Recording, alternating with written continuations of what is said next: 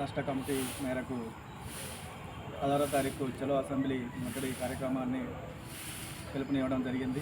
అందులో భాగంగా PYL రాష్ట్ర పరంగా ఉన్న జిల్లాలో నుంచి, మండలాల నుంచి, విలేజ్ నుంచి PYL నాయకులు అధిక సంఖ్యలో పాల్గొని ఈ యొక్క కార్యక్రమాన్ని విజయవంతం చేయాలనే ఉత్సాహంతో నిన్న నైట్ అందరూ కూడా తమ తమ ఊర్ల నుంచి పట్టణాలకి బయలుదేరడం జరిగింది.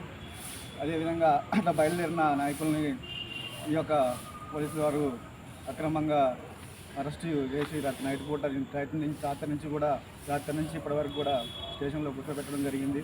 ఈ యొక్క నిరాశన దేనికనంగా ముఖ్యంగా ఈ అసెంబ్లీ ముట్టడి పేద ప్రజలకు జరుగుతున్న అన్యాయాల గురించి కానీ, గవర్నమెంట్ సంస్థలలో ఉన్న ఖాళీ పోస్టులను భర్తీ చేయాలని, ఈ డ్రగ్స్ మహమ్మారి ఏదైతే ఉందో దాన్ని అరికట్టాలని, ఇంకా ఈ ప్రజా సమస్యల మీద పోరాడాలనే ఉద్దేశంతోనే పెట్టిన కార్యక్రమం. దీన్ని విఫలం చేయాలనే గవర్నమెంట్ చూసింది. ఈ యొక్క యువకుల్ని ఇంకా అణచివేతకి గురి చేస్తుంది.